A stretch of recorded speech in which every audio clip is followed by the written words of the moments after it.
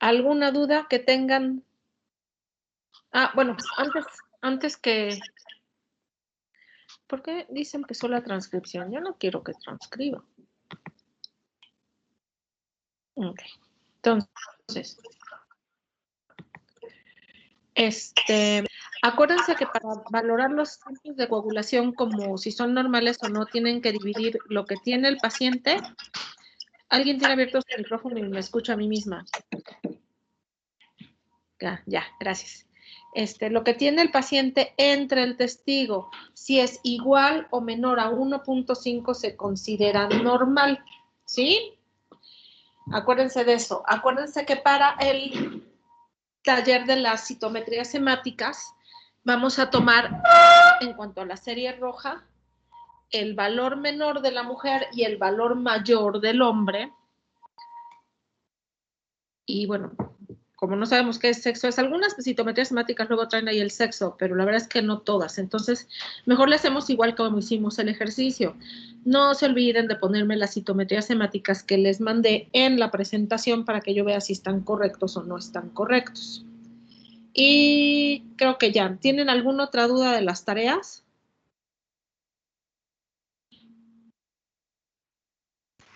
Doc, lo del caso clínico de la hemostasia usted no los va a mandar, ¿verdad? Ahorita solo hay que entregarle la historia clínica y las citometrías. No, ya son todos los equipos, ya son prácticamente, bueno, son 2 trabajos que van a mandar, pero en realidad son 3 tareas. Ya los equipos de coagulación también ya los he estado mandando. Ah, ok, Doc, gracias. Si les falta, avísenme para que se los mande ahorita terminando la clase.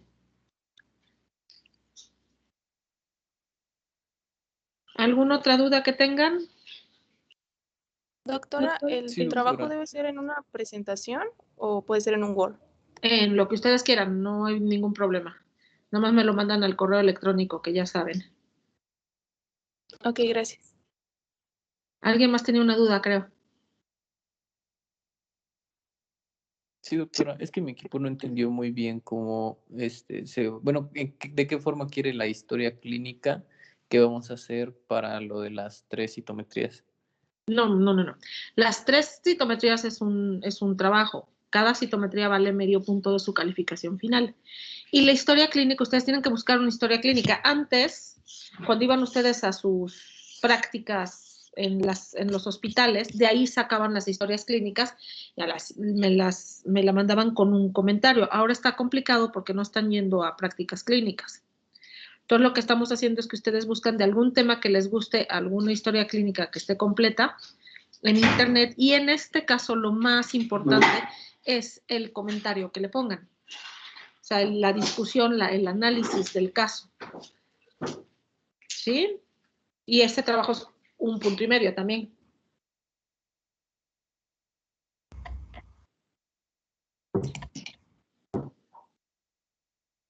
¿Sí aclaré tu duda?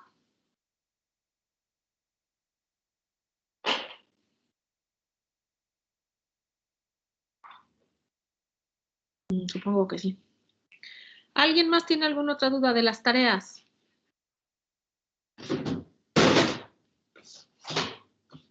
¿No? Ok. Bueno, hoy vamos a ver todo lo que concierne a plaqueta. Es esta presentación que son 16 diapositivas y la otra presentación de los trastornos plaquetarios. Creo que no se las mandé, ¿verdad? Ah, sí, ya se las mandé las 2. Estoy viendo aquí los chats. Ok, entonces, bueno. La púrpura de Henoch-Schönlein es una púrpura vascular.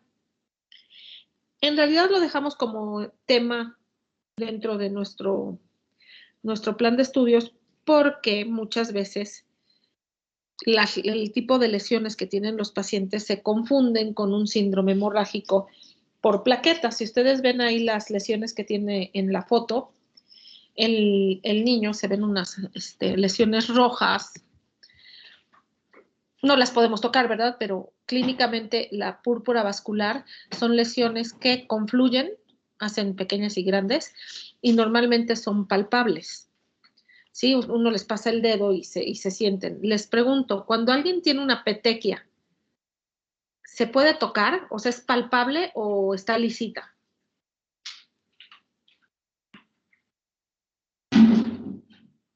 Es lisa. Es lisa. Completamente lisa. Y una petequia, si yo le hago digitopresión, ¿desaparece? ¿O disminuye la intensidad del color o se queda igual? Disminuye la intensidad del color. ¿En una petequia? Se queda igual. Se queda igual. Normalmente las que disminuyen la intensidad del color son precisamente las púrpuras vasculares porque tienen un componente inflamatorio. En las petequias, las equimosis, pues se te hace el morete y ya, aunque tú le hagas digitopresión, puedes hacer que se haga más grande, pero normalmente no disminuye el color, a diferencia de las púrpuras vasculares. ¿Sí? Entonces, bueno, a esta púrpura le llaman de Henoch-Schönlein. Muchas cosas la pueden producir, entre ellas, por ejemplo, muy frecuentemente uno de los estreptococos, el beta hemolítico, puede producir esta púrpura. Y hay veces, que es la mayor parte de las veces, que no encontramos la causa o es el preámbulo de una enfermedad reumatológica como lupus o artritis o dermatomiositis. Los niños, porque generalmente esta afecta a los niños, inician con un cuadro de púrpura vascular y después ya se descara la enfermedad, por decirlo de alguna forma.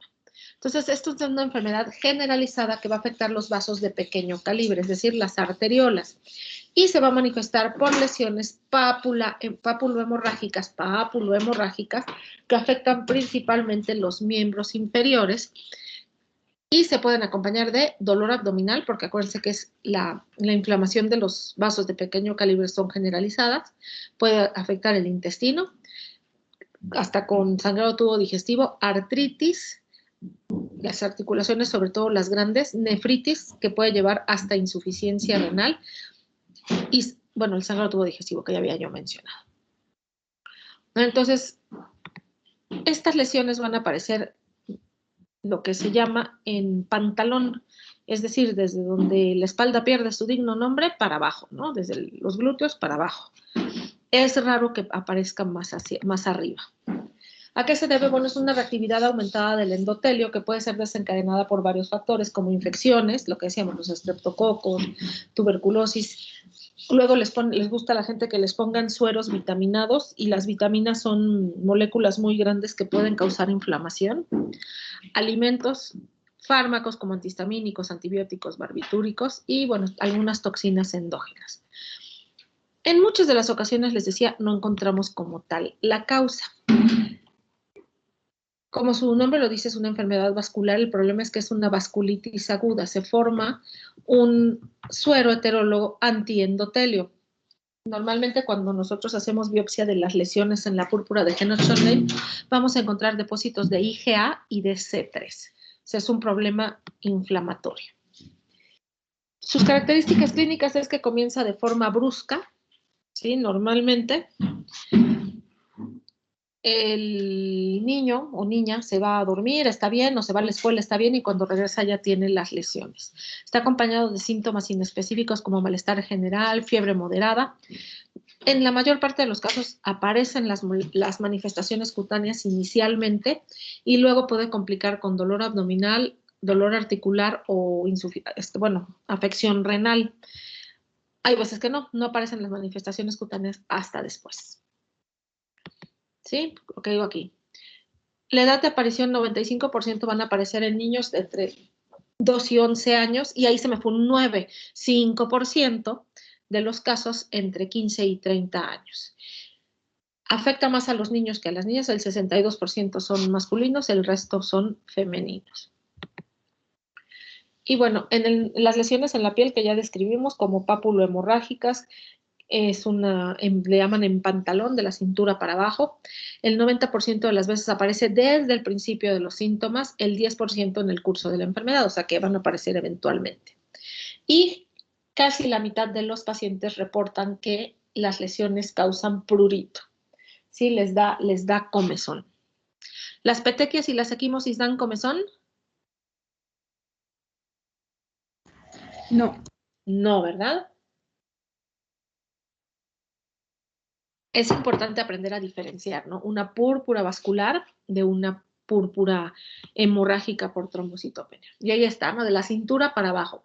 Pueden ser pequeñitas, así muchas, o pueden, como vimos en la primera foto, pueden confluir. Por ejemplo, en esta primera se ve como por aquí confluyen, ¿no? Y aquí no, aquí son puros puntitos. Esto yo siempre molestaba a los residentes de pediatría cuando estaba en San Alejandro, porque me decían, mire doctora, una interconsulta por púrpura. Y yo de lejos veía al paciente y le decía, te apuesto que las plaquetas están normales, ¿no? Porque aquí las plaquetas no disminuyen, porque son muy características las lesiones, ¿no? Complicaciones, normalmente si aparece solo el cuadro cutáneo se considera una púrpura de Henoch-Schönlein no complicada, pero cuando aparece ya dolor abdominal, hasta hemorragia gastrointestinal, artralgias, les decía yo, las articulaciones grandes, ya se considera una complicación, y la complicación más grave es cuando hay afección renal que produce hipertensión, hematuria y puede llegar hasta la oliguria.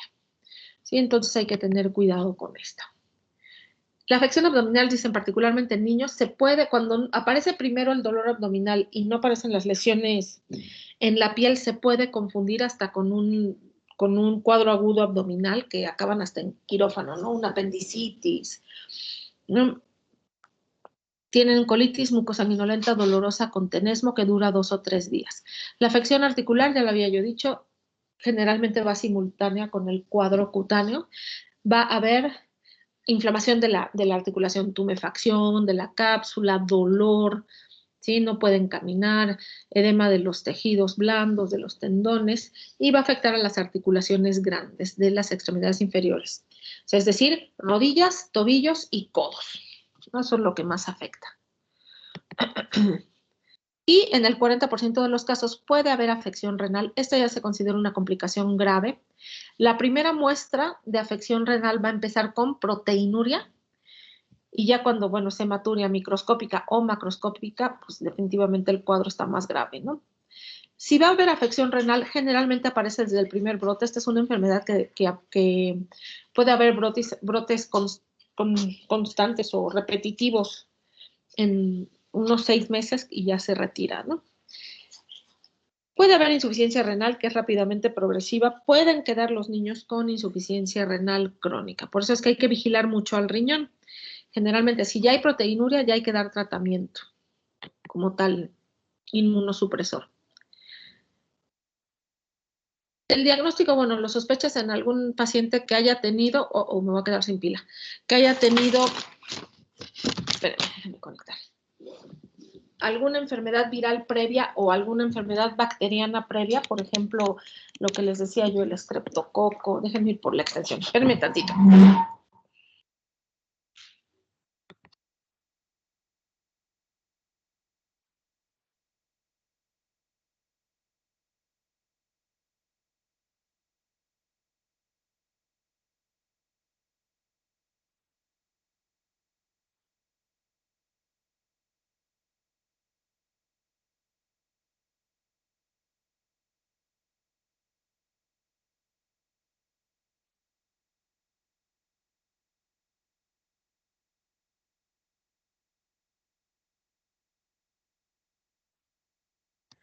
Ya, disculpen, pero ya me estaba llegando sin pila.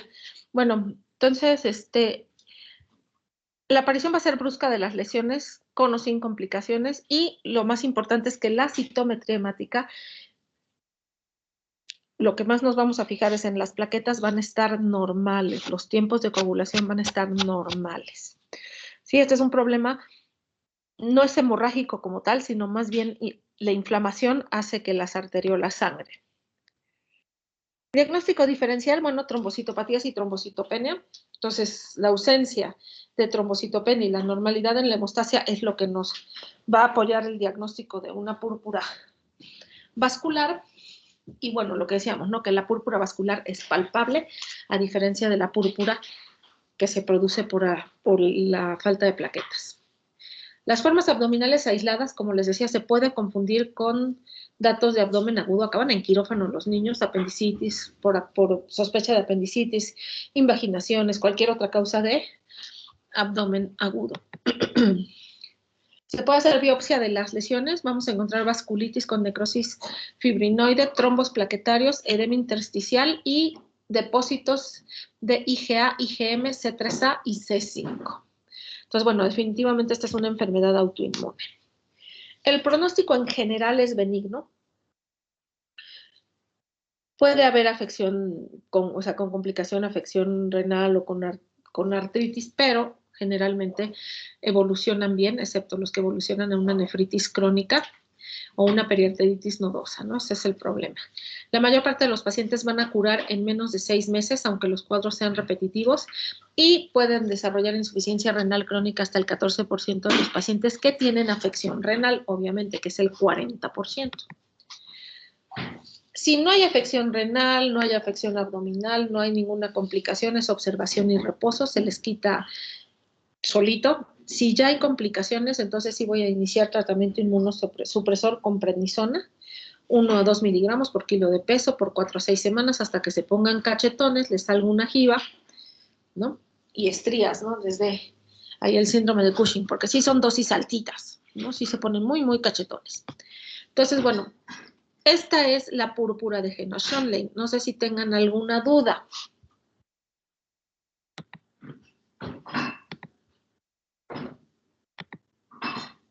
Doctora, yo tengo una. Ajá. En cuanto a la etiología por alimentos, ¿es por la alergia que pueda haber ante Generalmente esto? sí. Sí, y no es que el alimento cause en todos esos, sino más bien es una respuesta personal. Y es difícil, en realidad mencionan alimentos, perdón, pero es difícil hacer la relación causal, a menos que sea algo que el niño nunca coma, por ejemplo, no sé, comió mariscos y se le dio la púrpura, puede ser por alergia a los mariscos, al alimento, pues, pero ya es de cada paciente. No sé si esa es tu pregunta. Sí, gracias, doctora. ¿Alguien más tiene alguna otra duda? Sí, doctor, yo tengo una duda con respecto a la presentación de la púrpura, porque en algunos libros de reuma dicen que esta púrpura, aparte de ser palpable, no va a desaparecer la digitopresión. O sea que esta rompería la regla de las demás púrpuras. No, Que sí, o sea, no digo que desaparezca con la digitopresión, sino más bien que sí cambia la coloración. O sea, no es que tú la presiones y ya desapareció. La presionas y sí, lo rojo que se ve sí llega a disminuir, no completamente, pero sí. No desaparece. A lo mejor me expresé mal. Ok, doctora, muchas gracias. Pero sí hay, o sea, lo que me refiero es que hay inflamación, o sea, los datos de inflamación, que enrojecimiento, todo eso, sí llega a haber variación en el color, sería el término más correcto.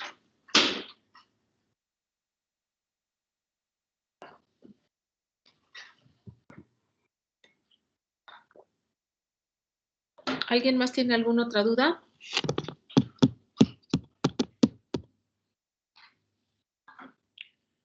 ¿No?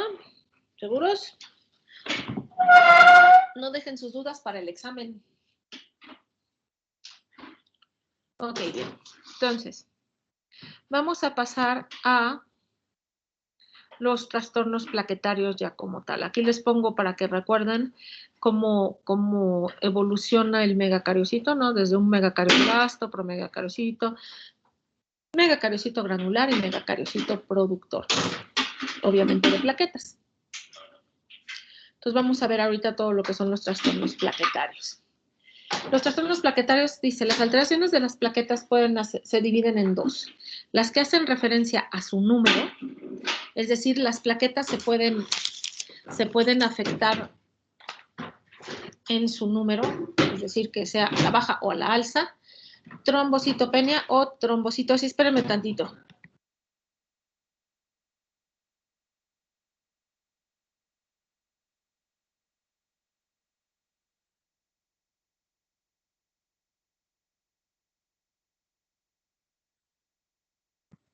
Ya. Trombocitopenia o trombocitosis, ¿no? Hay muchas clasificaciones, como ya les había yo mencionado antes. Esta es otra que aparece en los libros. Marcan trombocitopenia por debajo de 130,000 plaquetas. La mayor parte de la literatura marca la trombocitopenia por debajo de las 140,000.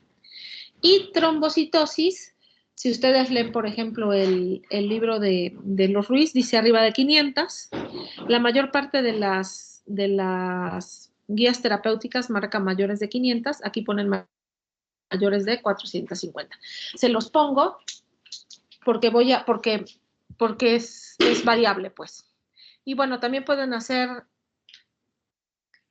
trastornos de su funcionalidad, que sería la trombocitopatía.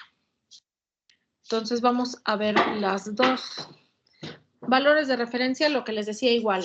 Nosotros normalmente manejamos trombocitopenia leve, moderada y grave. Esta también te las pone como leve, moderada, grave y, bueno, severa y grave. Dice normal de 130 a 400, más de 500 trombocitosis, trombocitopenia leve, menos de 130 hasta 100, trombocitopenia moderada, menos de 100 hasta 50, trombocitopenia severa, menos de 50 hasta 25 y menos de 25 la ponen como grave.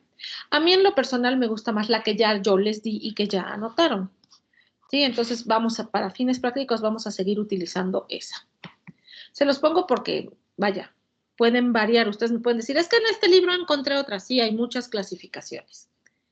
Hablando de las trombocitosis en realidad son fáciles. La mayor parte de ellas van a ser reactivas o secundarias, lo que decíamos. Las plaquetas se comportan como reactantes de fase aguda. Se ha estado descubriendo varias funciones que tienen inflamatorias las mismas plaquetas, ¿no? Entonces, no solamente actúan en la coagulación. Entonces, cuando hay una hemorragia aguda grave, puede haber trombocitosis.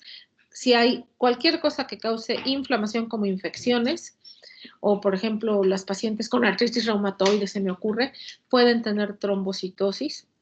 La ferropenia, que ya lo habíamos mencionado, la mayor parte de los pacientes pueden tener hasta el doble de la cifra de plaquetas y es debido a la ferropenia, ¿no? Y bueno, otras. Hay muchas causas de cualquier cosa que cause inflamación puede causar trombocitosis. Las primarias ya las vimos. La trombocitemia esencial primaria, los síndromes o neoplasias mieloproliferativas. Díganme otra neoplasia mieloproliferativa, además de la trombocitemia esencial.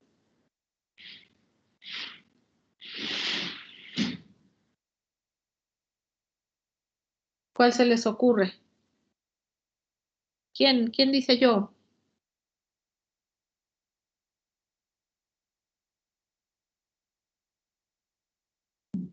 Díganme una neoplasia mieloproliferativa.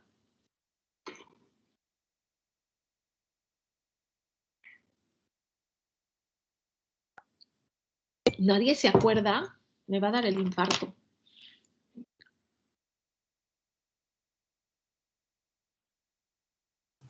Policitemia vera.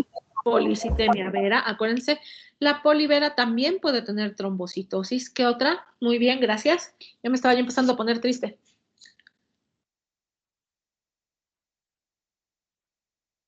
Leucemia granulocítica crónica. La leucemia granulocítica crónica o leucemia mieloide crónica la van a encontrar más frecuentemente como mieloide crónica que como granulocítica crónica. Muy bien. Una más les falta de las clásicas que vimos. ¿La mielofibrosis? La mielofibrosis primaria. ¿Qué otro nombre tiene la mielofibrosis? Metaplasia mieloide agnogénica. Muy bien, muchas gracias, Andrea. La metaplasia mieloide agnogénica. Entonces, bueno, esas son la mayor parte de las causas de trombocitosis primarias. Y bueno, había un síndrome mielodisplásico que también se los mencioné, que es cuando es la de lesión del 5Q. Ahorita se me fue el nombre del canijo síndrome, pero bueno, esa también tiene trombocitosis. Ahora, de todas, ojo, esto es muy importante, de todas las trombocitosis reactivas o secundarias, puedo afirmar que, importante, uno, no se asocian a una mayor incidencia de trombosis, ¿sí? Si son reactivas. Dos, no tienen significado de malignidad. ¿Qué quiere decir esto? Luego está el chiquillo griposo, todo malo de infección, le hacen su biometría hemática, trae 700,000 plaquetas y les dicen a los papás, es que a lo mejor su hijo tiene leucemia. No, la trombocitosis, sobre todo en los niños, no tiene significado de malignidad y prácticamente todas las de los niños van a ser de este tipo. ¿Sí? ¿A qué edad dan los síndromes o neoplasias mieloproliferativas crónicas? ¿En qué edades son frecuentes?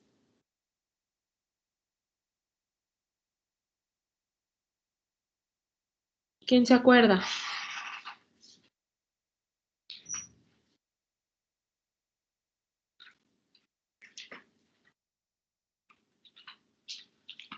¿A qué edad da la leucemia mieloide crónica, la polivera, lo que me acaban de decir?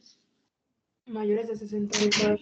Mayores de 50, 60 años, exactamente, no vi quién contestó, pero te lo agradezco. A mayores de 60 años.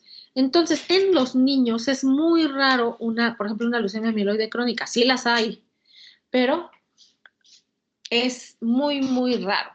¿Sí? ¿Vamos bien? ¿Alguna duda hasta aquí?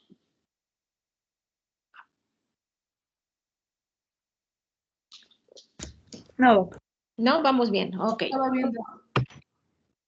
Muy bien, entonces, vamos a empezar con eso es todo lo que vamos a mencionar de las trombocitosis. Ahora vamos con las trombocitopatías. Las trombocitopatías son trastornos en los que las plaquetas no funcionan bien. No tiene que ver con el número, sino con la funcionalidad. ¿Sí? Por eso se llaman trombocitopatías. Estas son plaquetas muy, muy grandes. Los pacientes que tienen un síndrome que ahorita vamos a ver que se llama de Bernard-Soulier van a tener unas plaquetotas porque no tienen una de las glucoproteínas en la superficie de la plaqueta y eso hace que se deforme. Ahorita vamos a verla. Entonces, lo que decía yo, las trombocitopatías son procesos patológicos en los que las plaquetas no funcionan correctamente. ¿Sí? Si las plaquetas no funcionan correctamente, ¿qué síntomas va a tener el paciente?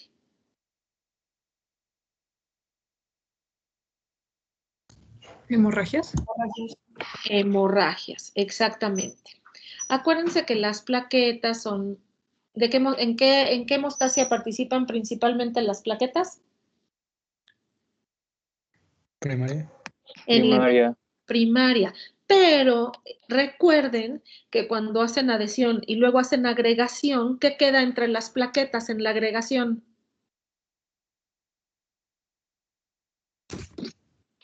Eritrocitos.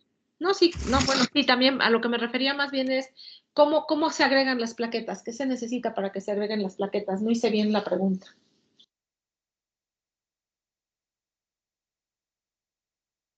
Fibrinógeno. Fibrina.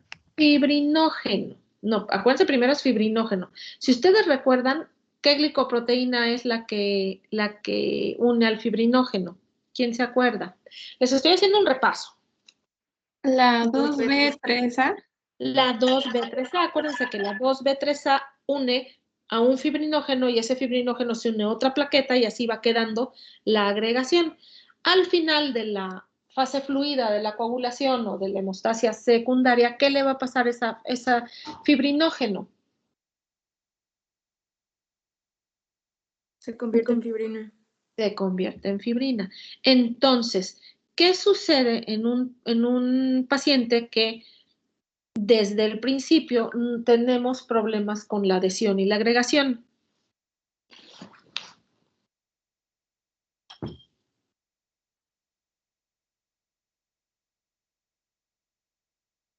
¿Qué síntomas va a tener? Ya me lo habían dicho. Hemorragias mucocutáneas. Hemorragias, exactamente. Y sobre todo, muy bien, no sé quién lo dijo, pero muy bien, mucocutáneas. Acuérdense, cuando las plaquetas se afectan, las hemorragias van a ser mucocutáneas. Aquí el examen microscópico de la sangre, es decir, el frotis de sangre periférica es útil, porque hay algunas enfermedades o trombocitopatías en las que se observan las plaquetas muy dismórficas, como vimos en el frotis anterior, ¿no? Con esas plaquetotas. ¿Sí? Hay muchísimas trombocitopatías, ahorita van a ver otra diapositiva, pero las más, y son raras, qué bueno, Dentro de su rareza, las más frecuentes es el síndrome de Bernard-Soulier, que es la deficiencia de la glucoproteína 1B9, ahí le falta el 9, y la tromboastenia de Glanzmann, que es la deficiencia de la glucoproteína 2B, ahí le falta un palito, 3A. ¿Sí? Entonces, bueno, aquí este es un Bernard-Soulier. De todas formas, también en el Glanzmann hay plaquetas dismórficas. Si ustedes ven el otro frotis, hay plaquetas grandes, plaquetas chicas. Ok. Empezamos con el Bernard-Soulier. El Bernard-Soulier, la herencia es autosómica recesiva. ¿Qué quiere decir esto? Que debe ser homocigoto. Exactamente. Entonces, si ustedes tuvieran ahí a dos papás peleándose y se están echando la culpa de que el niño está mal, no es tu culpa, no es la tuya, maldito desgraciado. Entonces, ¿qué les dicen? Que es culpa ambos de los tienen dos. la culpa. Exactamente, cállense, es culpa de los dos. Y bueno, en realidad no es culpa, ¿no? Los genes no sabemos qué tenemos ahí guardado en nuestros genes, qué sorpresas, ¿no? Entonces, bueno, se requiere que los dos padres sean los portadores para que el niño la presente. Aquí va a haber un déficit del complejo de la glucoproteína 1B9. Como habíamos dicho, la glucoproteína 1B9, ¿para qué sirve? Unión con el factor de von Willebrand. Es el principal receptor. Hay otros, pero es el principal receptor del factor de von Willebrand. ¿El factor de von Willebrand dónde está? Endotelio. En el subendotelio, ¿no? En los cuerpos siempre se me olvida, no sé qué siempre se me olvida la primera parte de ese nombre. Bueno, ahí están, ¿no? Y también acuérdense que las plaquetas también traen factor de von Willebrand, y eso es importante no olvidarlo. Entonces, cuando hay un defecto o una falta de esta glucoproteína, vamos a tener un defecto en la adhesión de la plaqueta al subendotelio, como lo vemos aquí en la foto. ¿Sí ven mi puntito? Entonces aquí Sí. están. Sí. La glucoproteína 1B9 con el factor de von Willebrand. Esto es importante. ¿Sí? El diagnóstico, como siempre, las pruebas de escrutinio. Dentro de las pruebas de escrutinio, ¿cuál prueba es la que me valoraría la adhesión plaquetaria?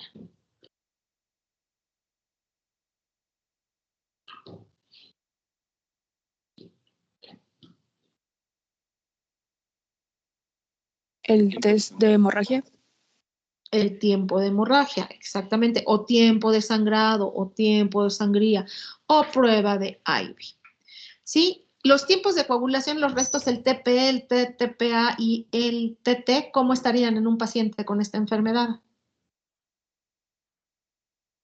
Normal. Normales. Acuérdense que los tiempos de coagulación son pruebas que se armaron para evaluar las concentraciones de los factores de coagulación in vitro. ¿Sí? Entonces, la única prueba de escrutinio que estaría alterada en estos pacientes sería el tiempo de sangrado o tiempo de hemorragia. Ya que sospechamos la enfermedad, entonces podemos pedir una agregometría. Lo que hacen es, le sacan sangre al paciente, lo centrifugan, hacen un plasma rico en plaquetas y le van a poner diferentes agonistas o inductores de la agregación a ese suero y lo van a ver con el espectrofotómetro. ¿Sí? Hay muchos inductores como, ahí están, ¿no? El ADP, la adrenalina, el ácido araquidónico, el colágeno y la ristocetina. El que es diagnóstico para el Bernard-Soulier es la ristocetina. Para que en la agregometría haya agregación con ristocetina, tiene que estar el factor de von Willebrand y tiene que estar la glucoproteína 1B9. Si faltan cualquiera de las dos, entonces no va a haber agregación o adhesión plaquetaria en presencia de ristocetina. Y con el resto de los inductores la prueba va a ser normal. El frotis de sangre periférica nos ayuda porque va a haber macroplaquetas, plaquetas grandes, gigantes. Y bueno, el citómetro puede reportar trombocitopenia, sobre todo porque ustedes creen que, me voy a regresar, la máquina sepa que esta es una plaqueta o esta. No. No la va a contar como plaqueta, ¿no? Entonces, por eso pueden reportar trombocitopenia en el caso del Bernard-Soulier. Sí, entonces los síntomas ya los dijimos, ¿no? Va a ser hemorragias mucocutáneas, hemorragias prolongadas, por ejemplo, en la piel, si le sacan una muela sangran mucho, ¿no? Porque la adhesión es la que está comprometida. ¿Qué se les ocurre que les podríamos dar de tratamiento a estos niños?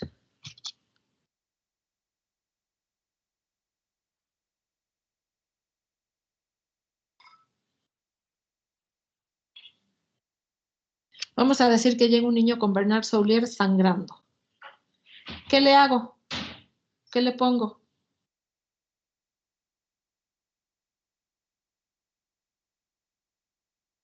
¿Puedo hacer de alguna forma que empiece a hacer sus plaquetas normales en una enfermedad hereditaria hasta la fecha?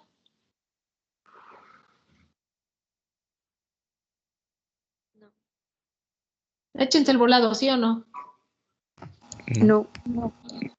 No, exactamente. Entonces está muy fácil. ¿Qué le pongo si está sangrando y no para y no para? ¿Plaquetas? Plaquetas, alguien también ya lo dijo por ahí, yo soy yo bien bajito. Plaquetas. Estos niños cuando llegan sangrando lo que hacemos es transfundirlos, lo cual funciona un tiempo y luego se nos torna un poquito complicado porque finalmente pueden hacer anticuerpos contra las plaquetas y empiezan a tener lo que se llama refractariedad plaquetaria, pero bueno, ese ya es otro problema. Entonces, bueno, ese es el Bernard-Soulier. La trombostenia de Glanzmann. En realidad, la trombostenia de Glanzmann es un poquito más frecuente que el Bernard-Soulier. Yo en mi vida he visto 1, 2, 3, como 4 pacientes con trombostenia de Glanzmann. Y de Bernard-Soulier nunca he visto una. Luego tuve una que es más rara que se llama síndrome de Quebec, que también es otra trombocitopatía muy rara. Pero bueno, la trombostenia de Glanzmann nuevamente es autosómico recesivo, igual que el anterior. Aquí la deficiencia va a ser de la glucoproteína 2B3A, por lo tanto el fibrinógeno no se fija normalmente. Estos pacientes en general sangran más. Con Bernard-Soulier, pues es la adhesión y de repente, pues como la agregación sí está funcionando, pues no sangran tan grave, vamos a decir. Pero con la trombostenia de Glanzmann, si no está el fibrinógeno entre las plaquetas, pues no va a tener nada que fijar la cascada de coagulación, ¿no? Entonces, las manifestaciones hemorrágicas suelen ser más graves y inician desde la infancia. Hay 3 tipos, tipo 1, 2 y 3, está fácil. La 1 es ausencia o déficit intenso cuantitativo. Normalmente lo que sucede aquí es que hay delesión completa de los genes para la glucoproteína 2B3A y puede haber también mutaciones, ¿sí? Lo cual hace que no se pueda unir la glucoproteína al factor de von Willebrand. La tipo 2 es una deficiencia moderada y la tipo 3 es más bien una variante con cantidades normales, pero el déficit es cualitativo.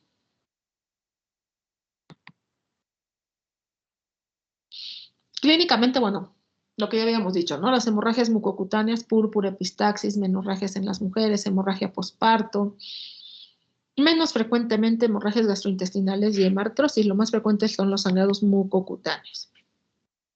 Nuevamente, la prueba que vamos a utilizar de escrutinio es el tiempo de sangrado o tiempo de hemorragia. Aquí va a estar prolongado, mayor de 8 minutos.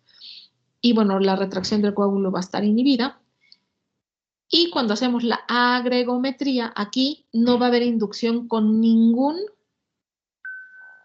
agregación con ningún inductor, ¿no? Ni con ADP, ni con ácido araquidón, ni con ninguno. Antes de que se me olvide, hay otra prueba que se puede hacer en el caso de Glanzmann y de Bernard-Soulier, que es el fenotipo plaquetario. Agarro las plaquetas del paciente que estoy sospechando estas enfermedades y les pongo anti-CD41 y 42. El 41 es la glucoproteína 1B9 y el 42 es la 2B3A. Entonces, si un paciente tiene Glanzmann, ¿qué CD le va a hacer falta? ¿El 41 o el 42?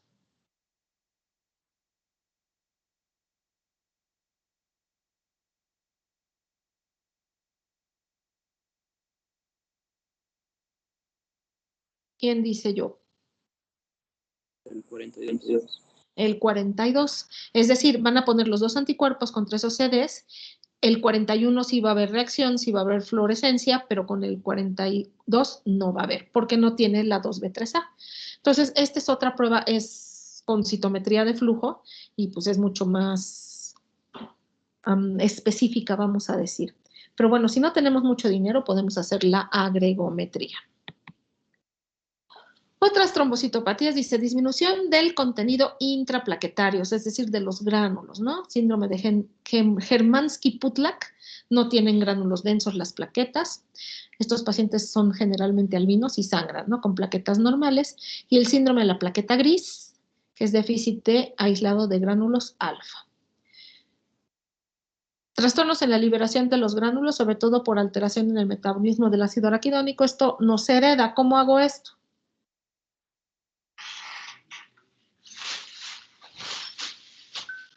¿Cómo puedo hacer que alguien tenga, que no le funcione en sus plaquetas el metabolismo del ácido araquidónico? ¿Con aspirina? Con una aspirina, le doy un aspirinazo y ya no sirve, ¿no? Y defectos en la movilización del calcio, esas son otras trombocitopatías. También como hay hereditarias, hay adquiridas. Entonces, una trombocitopatía adquirida, que no pensamos mucho en ella, es cuando los pacientes están muy urémicos. Entonces, eso disminuye el factor 3 plaquetario y disminuye la agregación plaquetaria. ¿Qué pacientes pueden estar urémicos? Gota. No, ese es ácido úrico y esta es más bien la urea.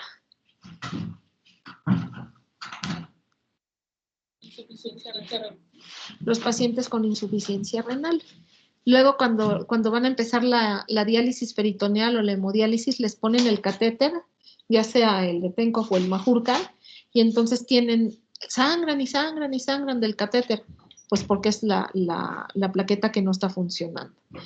También los pacientes con insuficiencia hepática, con hepatopatías, no van a tener las proteínas que se requieren para sintetizar los receptores, entonces va a haber disminución cuantitativa de la glucoproteína 1B.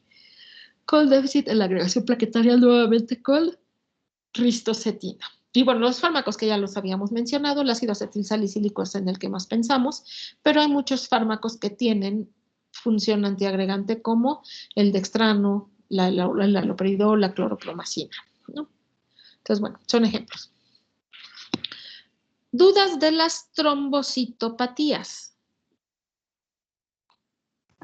Claro, una pregunta. ¿Estos pacientes van a tener trombocitopenia o, bueno, me refiero a porque quizá el citómetro no los tome como plaquetas? En el Bernard-Soulier sí, en el Glanzmann no. Porque en el Glanzmann no se altera tanto la forma plaquetaria, a diferencia del Bernard-Soulier. Entonces, normalmente en el Glanzmann, en la plaqueta gris, en el Hermansky-Pudlak, o sea, las otras trombocitopatías, el número de plaquetas va a estar normal. Gracias. De nada, ¿alguna otra pregunta que tengan o duda? Sí, doctora, lo del estudio del anti-CD 41 y 42, ¿era fenotipo qué? Plaquetario. Gracias. De nada. ¿Alguien más?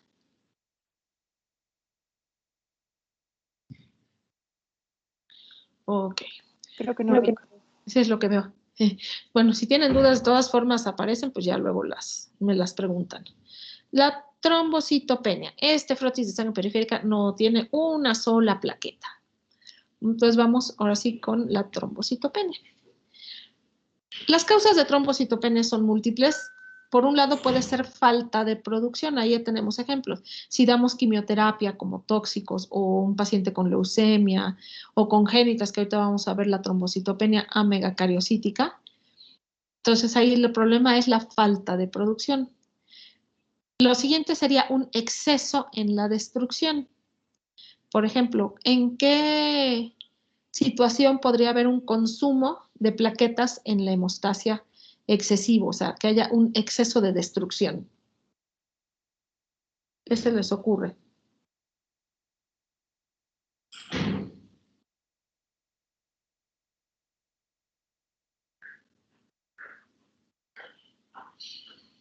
¿No se les ocurre nada? ¿Qué pasa en una coagulación intravascular diseminada?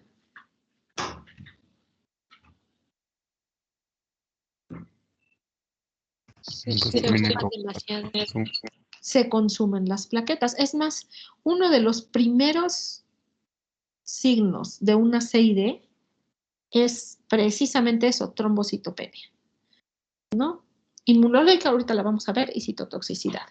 ¿Qué pasa si en vez de vaso tengo jarra o garrafón?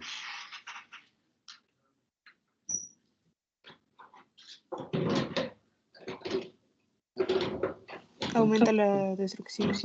Exactamente. Los pacientes con cirrosis hepática generalmente traen trombocitopenia. Cuando un gastro me manda a un paciente con cirrosis por trombocitopenia, les digo, me extraña que te extrañe, ¿no? Porque esos pacientes tienen hiperesplenismo, ¿no? Ya tienen hipertensión portal. Acuérdense que la hipertensión portal produce esplenomegalia y varices esofágicas y gástricas, ¿no? Por la irrigación. Y bueno, por pérdidas en hemorragias severas y prolongadas, eso no necesita mucha explicación. A las trombocitopenias las vamos a dividir en dos, centrales y periféricas, que es muy fácil. En las centrales el problema es la médula ósea. Las centrales se dividen en amegacariocíticas y megacariocíticas, como su nombre lo dice. En las amegacariocíticas no va a haber megacariocitos. Ejemplos de presión medular por un paciente que le das quimioterapia, van a bajar las plaquetas porque no va a haber un ratito megacariocitos, ¿no? En infecciones, invasión medular, por ejemplo, que se meta un cáncer de próstata, que es la mieloptisis, o una leucemia aguda, no va a haber megas, pues porque se sustituyó la hematopoiesis. Y en la insuficiencia medular, ya lo vimos, en la aplasia, en la mielofibrosis, en los síndromes mielodisplásicos, todas esas son trombocitopenias centrales amegacariocíticas. Las megacariocíticas son, ahí puse la anemia perniciosa, el término más correcto que tendría que haber puesto son las, por ejemplo, las anemias megaloblásticas. En las anemias megaloblásticas sí hay megacariocitos, pero acuérdense que no están madurando de forma correcta. El alcoholismo da anemia megaloblástica y ahorita vamos a ver el síndrome de Wiskott-Aldrich, que es un problema inmunológico. Lo que hay que entender muy bien de las trombocitopenias centrales, aquí la vida plaquetaria va a ser normal. Es decir, ¿cuánto vive una plaqueta?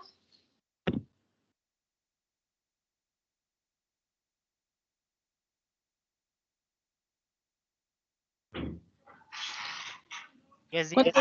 7 a 10 días. De 7 a 10 días. Entonces, en una trombocitopenia central, las plaquetas que se logran producir van a vivir normal. El problema es que no hay producción de plaquetas, es decir, vida plaquetaria normal con reducción o ausencia de los megacariocitos en la médula ósea. Si no hay megacariocitos en la médula ósea, ¿va a haber plaquetas? No. No, exactamente.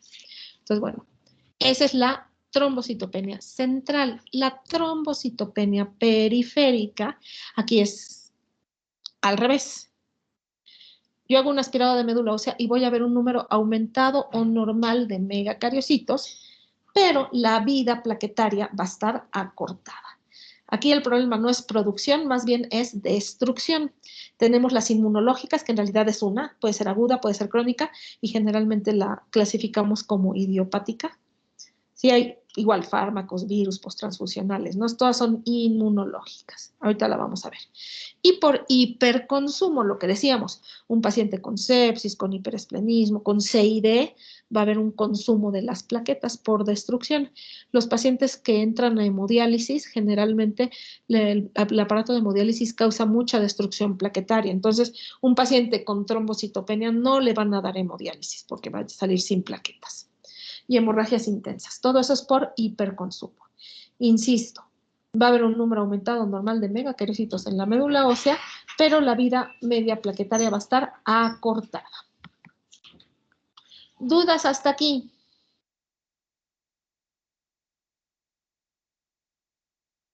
No, doc.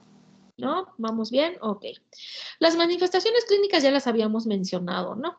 Las hemorragias van a ser mucocutáneas. petequias, equimosis, epistaxis, gingivorragias. La próxima clase que veamos las hemofilias vamos a ver las diferencias. Mucho menos frecuentes son hemorragias retinianas o del humor vítreo, hemorragias meningias, que qué bueno. Normalmente para que sangre el cerebro o el ojo, tienen que estar las plaquetas por debajo de 20,000 o por debajo de 10,000. Entonces ahí sí el riesgo de sangrado del sistema nervioso central es muy alto. Hematuria y hemorragias digestivas son menos frecuentes con la trombocitopenia. Diagnóstico. Podemos hacer una prueba de fragilidad capilar. Cualquiera que tenga un bauma lo puede hacer, ¿no? Agarras es más, luego las enfermeras los hacen sin querer, ¿no? Le van a tomar la presión al paciente y le inflan de más y se distraen porque están pensando en el novio, ¿no? Y pum, pum, pum, inflan, y cuando se dan cuenta ya están muy alto y tardan un montón en tratar de abrirlo porque se ponen nerviosas. Entonces eso hace, si hay trombocitopenia, que aparezcan petequias, ya sea abajo del manguito del ¿cómo se llama? Del bauma, o bien todo el brazo. Y esa es una prueba de fragilidad capilar. Otras personas que pueden tener fragilidad capilar, ojo, ay, perdón, son las pacientes que tienen deficiencia de vitamina C. Acuérdense que la vitamina C es importante para la producción de colágeno. Entonces, bueno, es otro problema de fragilidad. Si hay trombocitopenia, ¿qué prueba de escrutinio de la coagulación se verá alterada?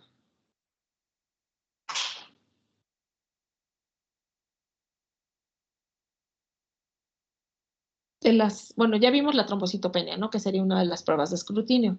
Y de las otras 4, ¿cuál es la que estaría larga?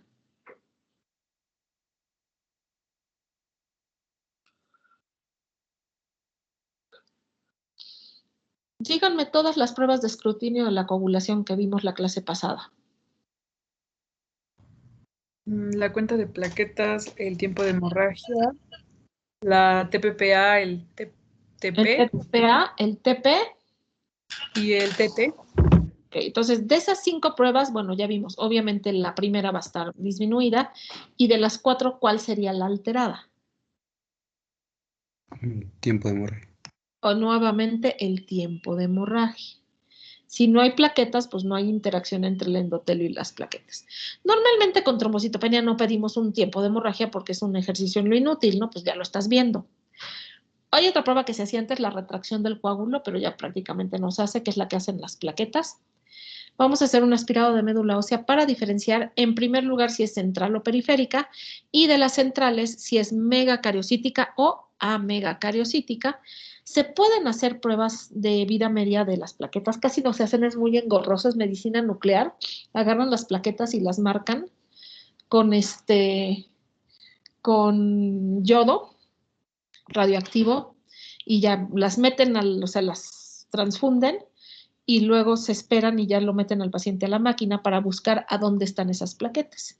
Normalmente en las trombocitopenias inmunes, que era antes la PTI, las plaquetas no duran ni 10 minutos vivas, ¿no? Porque se van todas al vaso, se atoran en el vaso y se destruyen. La prueba de anticuerpos plaquetarios, hagan de cuenta que es como un CUMS, también casi no se usa porque no es muy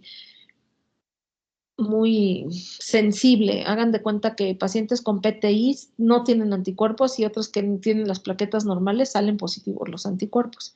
Entonces no es una prueba. Yo en mi vida, desde que era residente hasta ahorita, que son, no vamos a decir cuántos años porque me traumo, nunca jamás la he pedido, pues no se usa.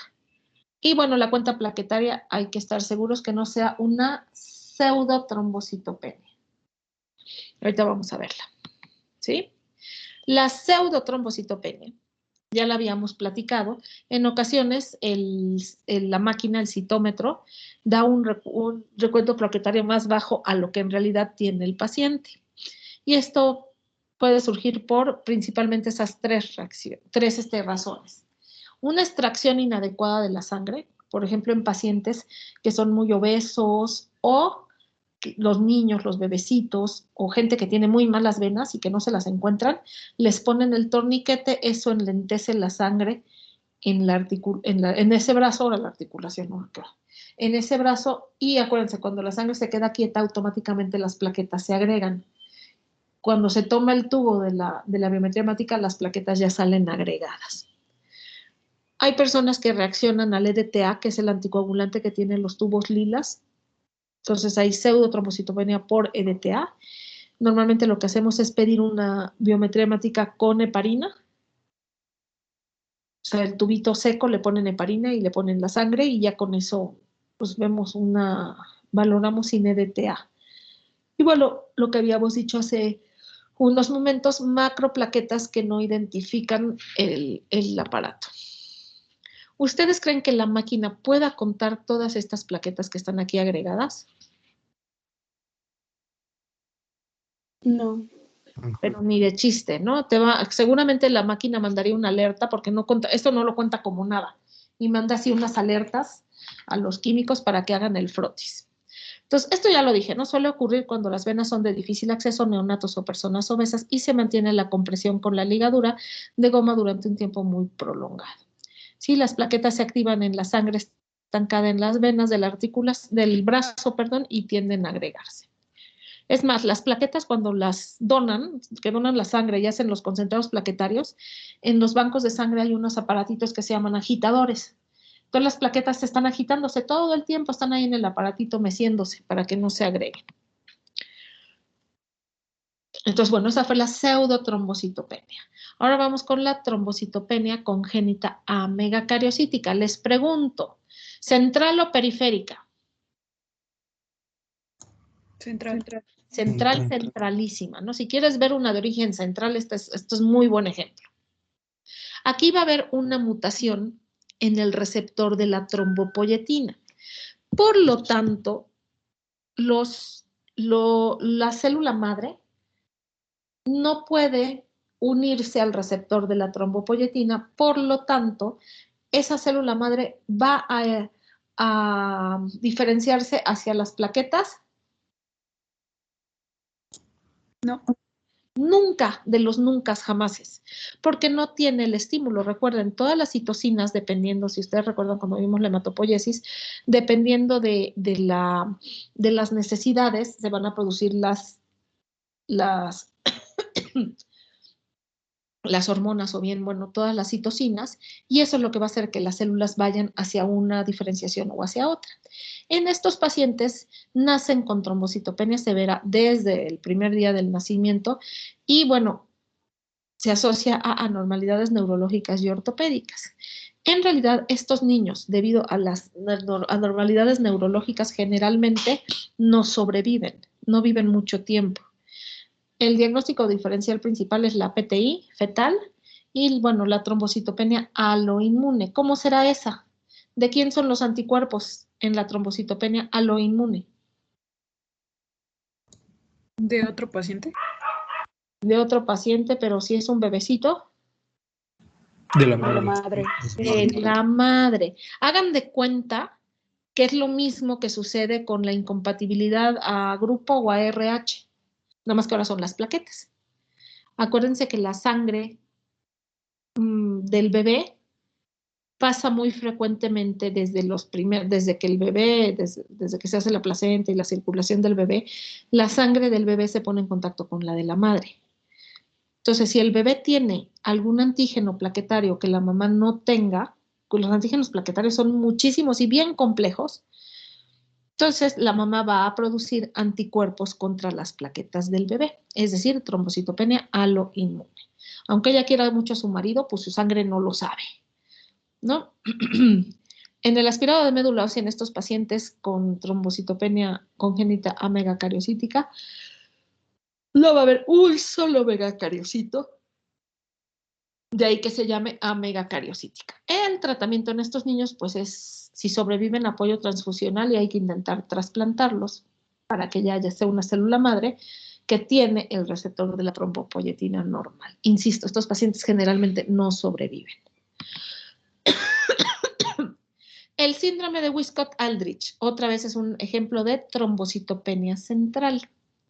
Estos son niños, a fuerzas, bueno, generalmente, porque hay una mutación en el gen WASP que se encuentra en el brazo corto del cromosoma X. Por lo tanto, la sufren ¿quién? Hombres. Los hombres, machos masculinos, ¿no? Nosotras tenemos 2X, si una está bien y una está mal, pues ya la hicimos. Pero los hombres solo tienen una, si está mal, pues ya. Estos pacientes, en realidad aquí el problema de los pacientes con Wiskott-Aldrich los ven los inmunólogos porque tienen una inmunodeficiencia debido a disminución de los linfocitos T. Por lo tanto, se infectan con frecuencia, hacen microtrombocitopenia por la mutación esa del gen WASP. Y bueno, son pacientes que tienen riesgo de infecciones recurrentes y a largo plazo pueden hacer enfermedades autoinmunes o linfomas, leucemias, ¿no? Tienen mayor incidencia. Aquí el tratamiento en cuanto a la trombocitopenia es precisamente el trasplante. Ok, esos son ejemplos de centrales. Vamos a la púrpura trombocitopénica inmune, que actualmente ya se llama trombocitopenia inmune primaria.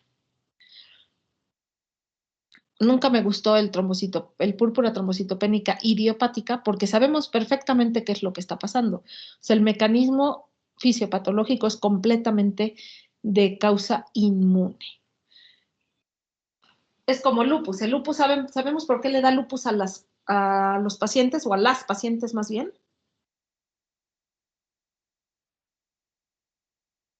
¿Sí o no?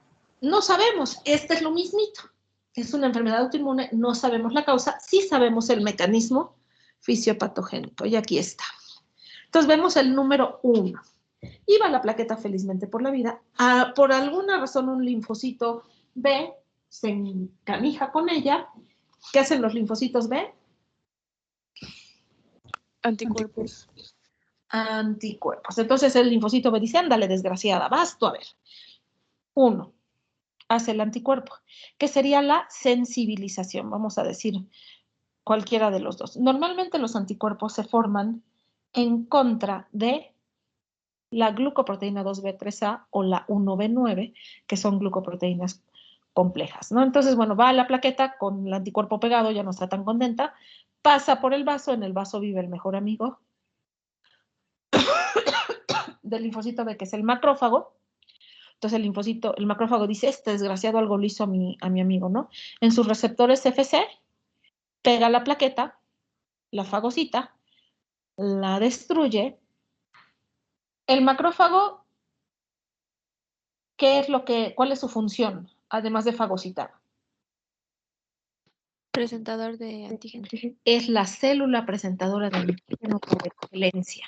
De todas nuestras células, es la mejor presentadora de antígenos. Entonces, va de chismosa y le chifla, ¿no? A los linfocitos B y a los linfocitos T, les dice, hey, miren, el enemigo es este, y les va a procesar una mayor cantidad de antígenos, es decir, a lo mejor inicialmente la primera glucoproteína contra la que se hizo el anticuerpo fue la 2B3A, pero una vez que lo procesa el macrófago, se empiezan a producir también anticuerpos contra la 1B9 y contra otros antígenos. Entonces, el número 1 es la sensibilización, luego la captación, la fagocitosis, se presenta una mayor cantidad de antígenos y finalmente se amplifica la respuesta inmune y por lo tanto todas las plaquetas van a ser destruidas. Se va haciendo un círculo vicioso. ¿Sí? Entonces, ¿qué pasaría si yo aquí en el número 1 quito la plaqueta y pongo un eritrocito? ¿Qué enfermedad es?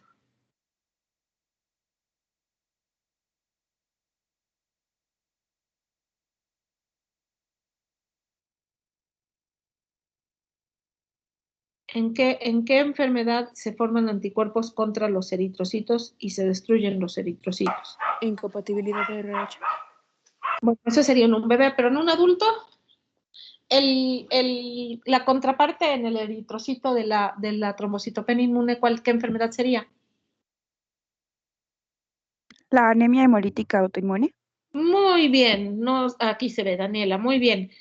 La anemia hemolítica autoinmune, ¿sí? Ahora, hay veces que se juntan los dos, una anemia hemolítica autoinmune con una trombocitopenia inmune. A esto se le llama síndrome de Evans, ¿sí? Y su diagnóstico diferencial principal sería la púrpura trombocitopénica trombótica, que también tiene anemia hemolítica y trombocitopenia. Sí, bueno, ese es el síndrome de Evans. Se los menciono por si alguna vez lo escuchan. Esto ya lo dije, ¿no? Los antígenos contra los que se forman los anticuerpos son las glucoproteínas 2B3A, 1B9 y 4. Y bueno, como vemos aquí, me regreso un momento, la respuesta inmune va a ser policlonal. Es decir, son muchos linfocitos que producen muchos anticuerpos. Las manifestaciones clínicas son las mismas, ¿no? Acuérdense, cuando el problema es plaquetario, las hemorragias son mucocutáneas. Equimosis, petequias, miren está como tuve, yo tenía un paciente con PTI que estaba en remisión, ya le habíamos dado prednisona, él estaba bien, ¿no? Ya tenía las plaquetas normales y estaba no me acuerdo si en vigilancia, yo creo que sí. Se fue a meter al sauna, entonces se metió con su hijo al sauna y le dijo, mijo, tállame la espalda con una piedra Pómex, ¿no? El niño le talló la espalda y ya él se talló los brazos y el pecho y la panza y las piernas, se talló todo con la piedra Pómex y cuando salió del sauna no tenía 1 centímetro cuadrado de piel sin petequias. Ni la cara se la talló. Ser una petequia con patas, ¿no? Luego le puse yo Juan Petequias, porque nunca en mi vida había visto una persona con tantas petequias. Pero pues, ¿qué fue lo que sucedió? En el vapor hay vasodilatación y luego le tallas. Cuando llegó tenía 100 plaquetas, no 100,000, o sea, 100. O sea, era una petequia el señor, era don Juan Petequias, a él le tuvimos que quitar el vaso, ¿no? Entonces, hay que acordarse que cuando hay trombocitopenia, está padre esa carita, va a haber brotes hemorrágicos. La trombocitopenia moderada, hay pacientes con púrpura que tienen trombocitopenia moderada, generalmente son asintomáticos a menos que se golpeen, y el riesgo de sangrado va a aumentar una vez que las plaquetas estén por debajo de 30,000. El diagnóstico, este es uno de los diagnósticos que se llaman por exclusión. ¿Qué quiere decir esto? Voy a descartar el resto de causas de trombocitopenia, como sería, no sé, cirrosis, todas las causas de trombocitopenia que hemos visto se van a excluir. Entonces, la trombocitopenia inmune primaria, que es como se debe de denominar ahora, es una trombocitopenia megacariocítica. Les pregunto, ¿central o periférica? Periférica. Periférica de las periféricas, exactamente. Es el mejor ejemplo de una periférica. Vamos a tener megacariocitos en la médula normales o aumentados sin ninguna otra alteración. Es decir, si el paciente tiene lupus, entonces es una trombocitopenia secundaria lupus. Si tiene artritis, trombocitopenia secundaria artritis. Si tiene cualquier enfermedad autoinmune, es secundaria. Entonces no tiene que tener ninguna otra enfermedad, ni clínica, ni viral. Hagan de cuenta que luego los pacientes con infección por citomegalovirus, de repente hacen trombocitopenia, ¿no? Entonces esas son secundarias.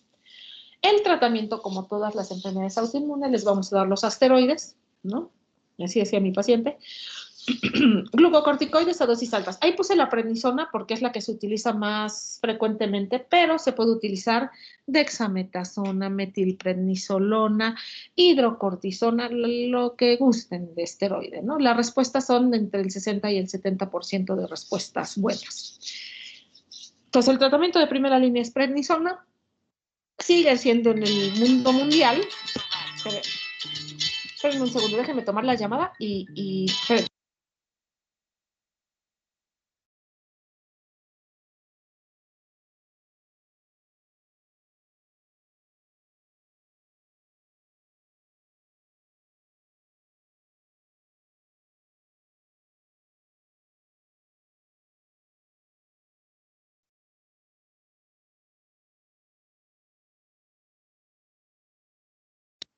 ya, discúlpenme.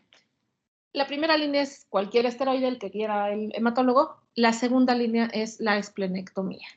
¿Por qué les quito el vaso?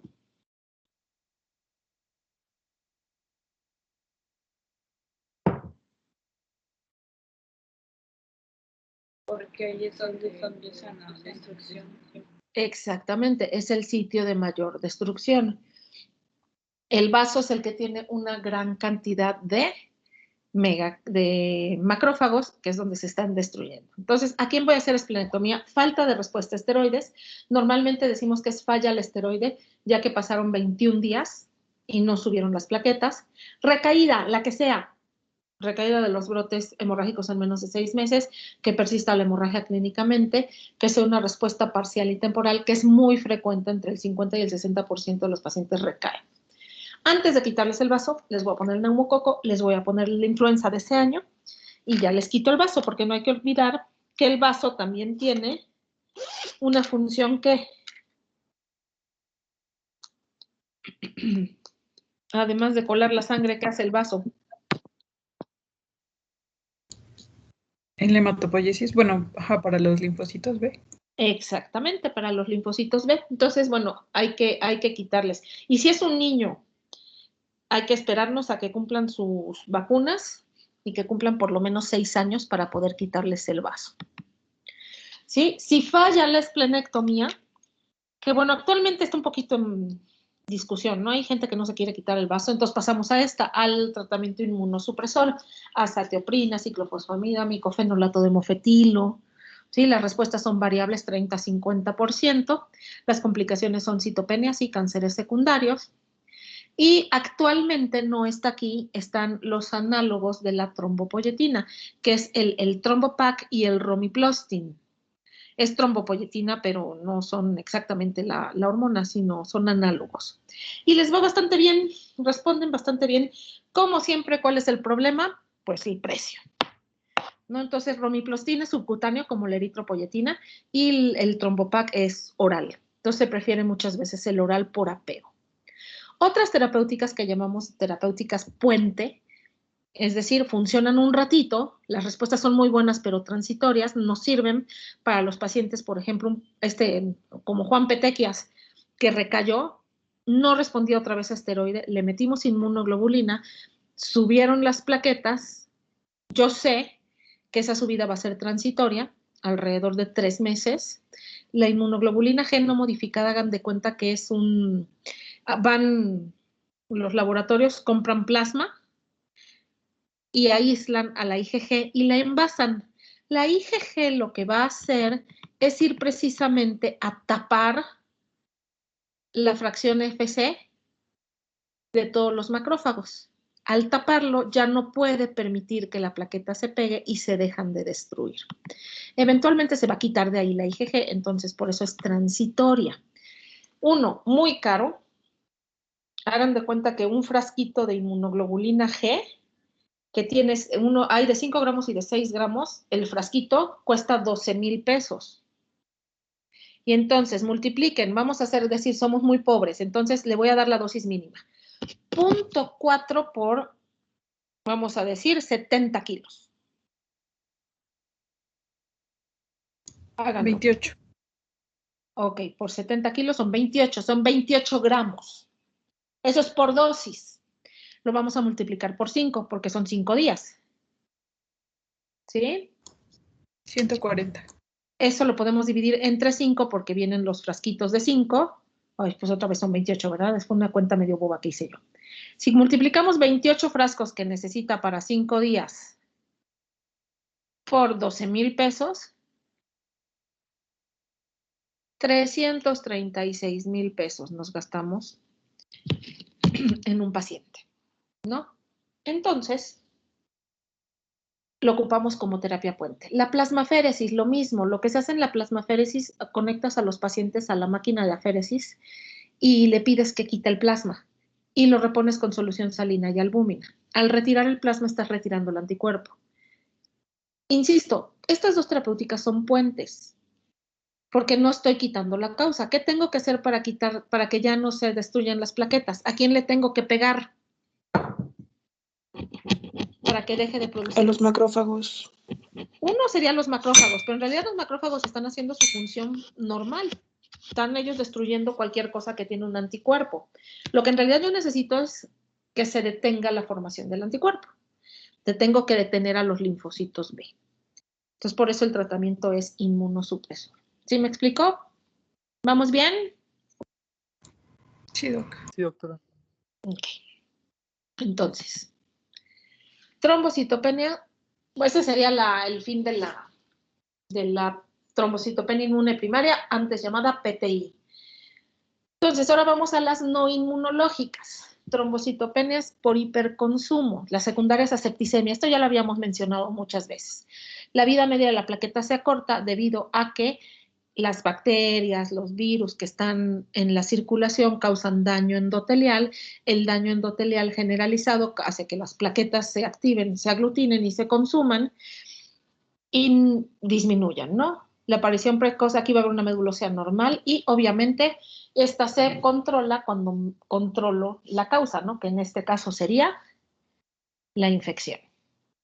El hiperesplenismo también ya lo habíamos mencionado, las plaquetas quedan secuestradas en la red vascular del vaso agrandado, causas de esplenomegalia, infecciones crónicas, hipertensión portal, que sería lo más frecuente, trombosis de la vena esplénica, también me produce hiperesplenismo y esplenomegalia. Asociada a hemangioma gigante, bueno, tendrías que tener un hemangioma gigante y el mecanismo fisiopatogénico es igual al del hiperesplenismo, ¿no? Las plaquetas se secuestran ahí en el hemangioma. Y bueno, los síndromes trombóticos microangiopáticos ya los platicamos, que es la PTT, púrpura trombocitopénica trombótica, y el síndrome urémico hemolítico, ya lo platiqué con ustedes, es anemia hemolítica microangiopática, trombocitopenia, insuficiencia renal y trastornos neurológicos. Y esta es la última. No sé si tengan alguna duda.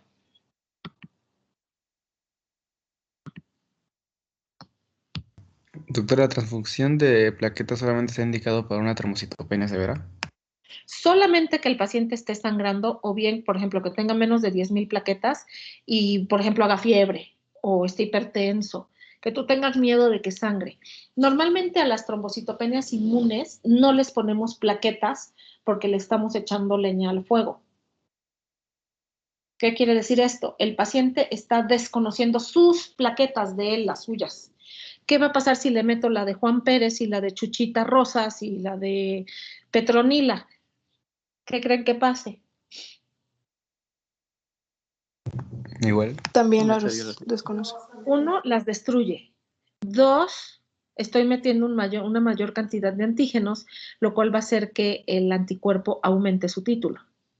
Entonces, por ejemplo, luego llegan con nosotros y nos los mandan, es que ya le pusimos plaquetas y no deja de sangrar. Pues deja de ponerle plaquetas porque nada más estás haciendo que el título del anticuerpo aumente de forma importante y eso va a hacer que el paciente tenga más trombocitopenia. Entonces, ¿qué haces? Solo que sangre, le pones plaquetas. Si no sangra, harto esteroide lo puedes pulsar, así como hacen los reumas, 1 gramo de metilprednisolona 3 días y luego ya lo cambias a prednisona, o bien dexametasona, dosis muy altas, 40 miligramos por 4 días. También hay buenas respuestas. Lo que necesitas es que el linfocito B deje de producir el anticuerpo. Y ya con eso las plaquetas solitas suben, sin necesidad de transfundir. ¿Sí? ¿Alguien más tiene alguna otra duda? Sí, doctora. ¿Doctora? ¿Quién primero? La compañera. A ver, Leslie. Doctora, bueno, yo tenía una duda con la tarea del taller de hemostasia, cuando en la pregunta que dice de etapa se refiere a si es la hemostasia primaria o secundaria, y en las fases, así es la de iniciación. La primera pregunta siempre me refiero a primaria o secundaria. Y normalmente la segunda ya estamos hablando de intrínseca, extrínseca o común. ¿Sí esa es tu pregunta? Sí, esa era mi duda. Gracias, doctora. Ok. ¿Alguien más tenía una duda? Si tenemos lo que es el tiempo de hemorragia prolongado y pues por ende estamos a lo mejor concluyendo que la alteración es a nivel plaquetario, pero asimismo tenemos una prolongación de los tiempos de coagulación. Entonces, ¿a quién de los dos le podríamos atribuir las manifestaciones clínicas? ¿A la hemostasia primaria o a la hemostasia secundaria o a ambas? Es que depende el tipo de hemorragia. Si tú me dices la hemorragia es epistaxis, gingivorragias y sangrado transvaginal, o sea, mucocutánea, lo más probable es que esté más involucrada la plaqueta. En cambio, si me dices que tiene hemartrosis, hematomas, hemorragia cerebral, entonces lo más probable es que sea la hemostasia secundaria. Esto lo vamos a ver la próxima clase, cómo sangran distinto. Por ejemplo, un hemofílico de un paciente sin plaquetas. Ahora, si tiene los dos, generalmente las manifestaciones hemorrágicas van a ser combinadas. Entonces, pues en realidad serían los dos. No sé si me explique. Sí, doctora, gracias. Claro que un paciente puede tener alteradas. Por ejemplo, un cirrótico. Un cirrótico tiene las plaquetas bajas, no tiene factores de coagulación, entonces tiene los tiempos de coagulación largos y son una hemorragia esperando suceder. Entonces tú ves el tipo de hemorragia para orientarte a qué es lo que más necesita en ese momento el paciente.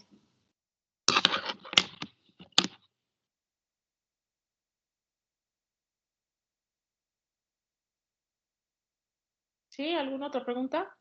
Doctora, quizá mi pregunta suene tonta, pero, por ejemplo, si tenemos una deficiencia de vitamina K, por lógica estarían afectadas las tres vías, ¿no? La intrínseca, la extrínseca y la común, por Sí. los factores dependientes de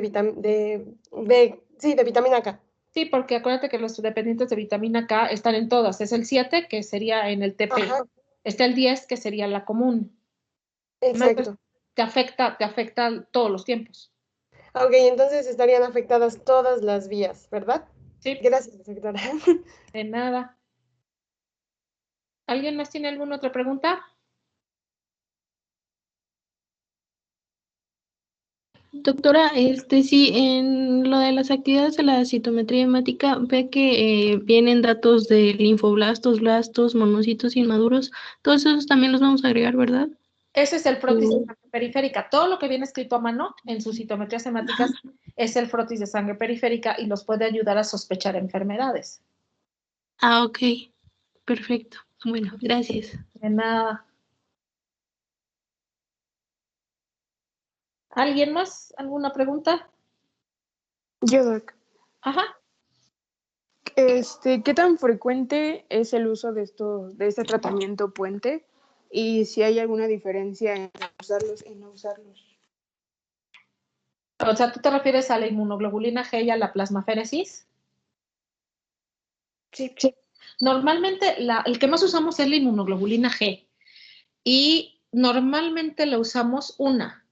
Por ejemplo, en pacientes que tienen una trombocitopenia muy, muy grave, con riesgo de hemorragia y que no nos podemos esperar a que el esteroide actúe solito porque el esteroide se puede tardar en responder hasta 21 días. Entonces puedes ponerla, sí lo utilizamos bastante frecuentemente, o bien, o sea, empiezas las dos, ¿no? Dices, híjole, este chiquillo trae 6,000 plaquetas y si lo veo feo sangra, entonces le pones el esteroide y la inmunoglobulina G para que responda más rápido y no te vaya a sangrar de forma que le sangre el cerebro, por ejemplo. O vienen los pacientes que ya llevan mucho tiempo con prednisona y que recaen. Hay pacientes que están en la consulta tomando 5 miligramos de prednisona y vuelven a recaer. Entonces, no, mejor le meto terapia puente y le quito el vaso. Entonces, sí, es relativamente frecuente. No sé si era tu pregunta. Sí, Doc, gracias. ¿Alguien más tiene alguna otra pregunta? Yo, doctora, ¿hasta qué edad máximo podemos quitar el vaso? Pues no, más bien no es máximo, sino a partir de los 6 años ya puedes quitarles el vaso. Hasta la edad que tú quieras. Ah, ok. Entonces una persona ya de 70 y tantos años también se la puede quitar, ¿no? Sí, claro. Sí. Y otra pregunta, doctora, de las complicaciones que marca del acetoplina, dice de cáncer secundario, pero ¿eso es a dosis largas de larga evolución, o sea, que ya llevan varios años, o también puede presentarse inmediatamente o algo así. No, normalmente es cuando lo toman mucho tiempo, uno, y hay que recordar, bueno, la satioprina se convierte en 6-mercaptopurina. Finalmente es quimioterapia inmunosupresora. Entonces sí te aumenta el riesgo de cánceres secundarios, pero a largo plazo. O sea, no toma 3 meses satioprina y ya te da cáncer. No, puede ser a muy largo plazo, porque finalmente sí es quimioterapia. Ok, doctora, gracias. De nada. ¿Alguien más tiene alguna otra pregunta?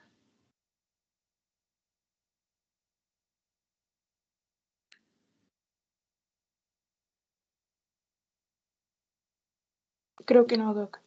Creo que no, ¿verdad? Muy bien, ahorita convierto a video y lo subo como tarea. Abrí sesión con el grupo de las 4, ¿verdad? Sí, doctora. Ok, para subirla como tarea al grupo de las 6 y al otro grupo, que estaba martes y jueves, creo. Ya ni sé. Pero bueno, entonces ahorita se la subo como tarea para que todos tengan acceso al video. ¿Sale? Sí, Doc, gracias. Lunes, ¿verdad? Sí, el lunes es festivo. Sí, el lunes es festivo, doctora. Cosas, hemos tenido muchos festivos este cuatrimestre. Entonces, si no pasa nada, como ya saben, malditos miércoles, que este miércoles hubiera pagado por no ir, nos vemos el miércoles, que es 17. Nos toca hemofilia y enfermedad de von Willebrand, y ya nada más queda trombofilias y las indicaciones de transfusión. Hacemos el ejercicio de los casos clínicos. Entonces son máximo 3 clases y ya hacemos el examen. Bueno, lo hacen ustedes, yo nada más se los pongo.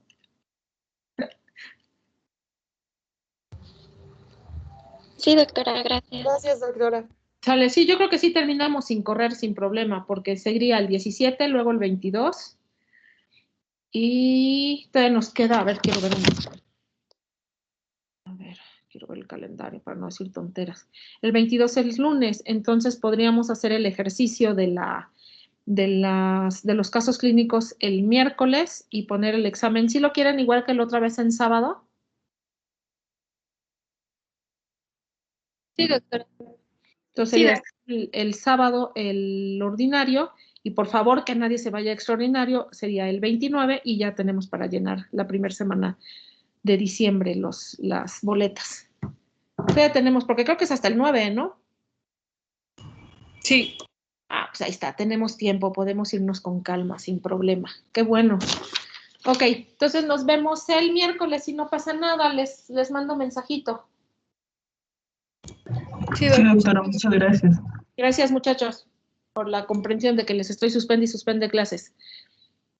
No se preocupen. No se preocupen, muy bien. Nos vemos el miércoles si todo está bien. Sí, doctora.